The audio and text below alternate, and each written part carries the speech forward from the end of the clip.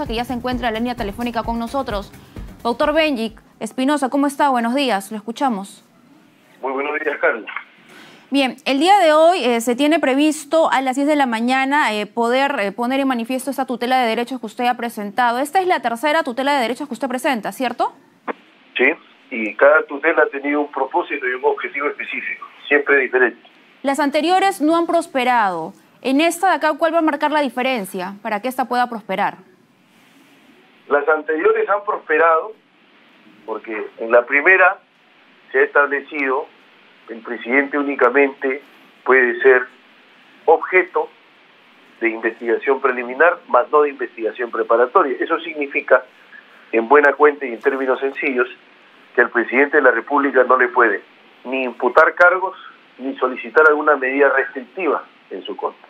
Eso es lo primero, ese es el caso Tarata que resolvió esta noche. Es la primera que se presentó. Segundo, la segunda tutela es una discusión sobre si es que en el Perú existe o no existe la figura de la indagación previa. Y el juez ha reconocido en su resolución que no existe. Lo que ocurre es que ha hecho una integración para poder justificar, pero le ha dado la razón en ese aspecto. Y esta tercera tutela que se verá hoy es si es que el ordenamiento jurídico avala o no las filtraciones. Y si es que no las avalase, ¿cuál es la consecuencia jurídica? Es decir, ¿deben cesar o deben continuar? Entonces son tres tutelas con aspectos distintos y que entiendo que han tenido aspectos importantes para desarrollar jurídicamente por parte del juez supremo. Sí, en el caso de la salida abrupta del exministro del Interior, Mariano González, usted presentó una tutela de derechos al respecto y también fue declarada infundada y usted apeló. ¿En qué estadio va? Está en evaluación por el juez para poder pronunciarse, calificando el recurso de apelación, y es que lo concede o no. Si lo concediese, lo eleva a la sala penal permanente, que es la segunda instancia en este procedimiento.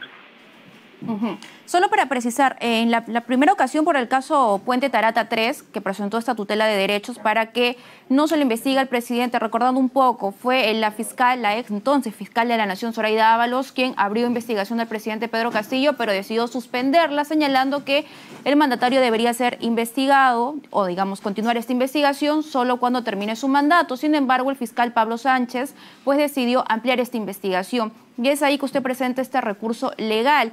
En ese sentido fue el juez que señaló de que sí se lo podía investigar al presidente, pero de forma preliminar, que usted también apeló. ¿Cómo quedó esa situación con esa primera apelación que hizo? Está en segunda instancia, ese incidente ya se encuentra en segunda instancia en la sala penal permanente, así que cumpliendo con el procedimiento debido del recurso impugnativo, en su momento se señalará fecha para la audiencia de apelación. ¿Y cuánto tiempo podía tardar, teniendo en cuenta los plazos que tiene el Poder Judicial? No, es que no hay un plazo estricto sobre eso. Calculo que podría ser en el transcurso de este mes o el próximo.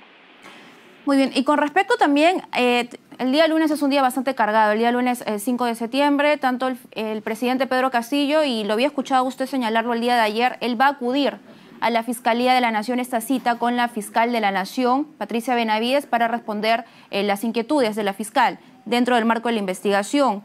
Pero también esa misma fecha es que la primera dama, Lilia Paredes, ha sido citada también para ver esta audiencia del pedido de impedimento de salida del país. ¿Cómo se van a distribuir? Tanto usted como el doctor Pachas. Bueno, yo voy a participar en la audiencia presencial de impedimento de salida y comparecencia con restricciones que se ha convocado para este lunes a las 8:30 de la mañana en defensa de la primera dama, doña Lilia Paredes, y el doctor Eduardo Pachas asistirá al señor presidente de la República a la Fiscalía de la Nación en las diligencias de declaración indagatoria, es decir, toma de su declaración como investigado que se ha programado el mismo día. En el caso del presidente Pedro Castillo es por el caso biodiesel y también por la salida del entonces ministro Mariano González de esta cartera, la cartera del Interior. Así es, en efecto, de eso se trata. Cuando acudieron a la primera cita con la fiscal de la Nación, en un momento se dijo que no iba a acudir, pero al final el mandatario decidió hacerlo y lo hizo a pie en compañía de sus abogados, usted estuvo ahí. Y a la salida, pues usted señaló de que como estrategia se había decidido acogerse, y eso es un recurso legal, hacer uso del silencio.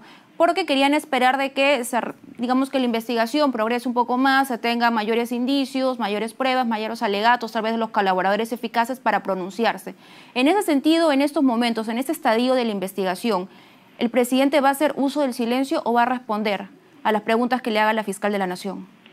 Todavía no se ha definido, pero el derecho a guardar silencio es una opción, pero también es una opción el derecho a reservarse a declarar, que significa básicamente, voy a declarar sí, pero cuando me muestres todos los elementos de convicción, cuando me muestres todos los datos, cuando me muestres toda la información que has recabado o almacenado hasta el momento, para no hacer declaraciones parciales, que cuando la carpeta tiene 2 tomos declaro, cuando tiene 5 vuelvo a declarar y cuando tiene 20 me vuelves a citar. Es un tema de economía procesal y además es una lógica de descarga probatoria. Pero ahora el panorama... descargo a través de mi declaración, permíteme, por favor. Sí, doctor. Yo descargo a través de mi declaración, ¿no es cierto?, todas aquellas afirmaciones, insinuaciones o señalamientos que me hacen de modo total e íntegro y no por partes. Muy bien, pero ahora el panorama ha cambiado, ¿no? De alguna forma. Ya hay una prisión preventiva contra Jennifer Paredes, cuñada e hija de cariño del mandatario.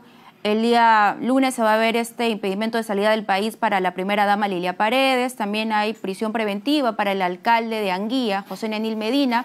Y además, según lo que va avanzando, se prevé que podrían haber otras medidas coercitivas con otros investigados. Entonces, en este momento, ¿es prudente, es una buena estrategia legal que el presidente guarde silencio? Las situaciones de Jennifer Paredes o de Nenil o el propio pedido de impedimento de salida de la primera dama no cambian nada, porque tendrían que alterar una decisión que tiene un reposo constitucional y legal, porque no es que la ley diga tú solo puedes acogerte al derecho a guardar silencio cuando no existan otras medidas coercitivas en relación a otras personas, no, eso no es así. Por eso que yo no voy a adelantar ahora cuál finalmente será la opción que se tome, pero se están,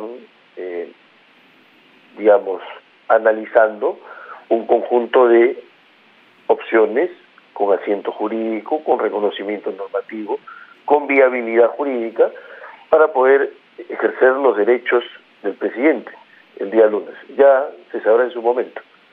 Muy bien, solo para recalcar, se tiene programada esta audiencia para ver la tutela de derechos a las 10 de la mañana, ¿cierto? 10 de la mañana. 10 de la mañana. En el caso esta no le sea favorable, van a apelar, entiendo. Por supuesto, como se hace en todos los casos.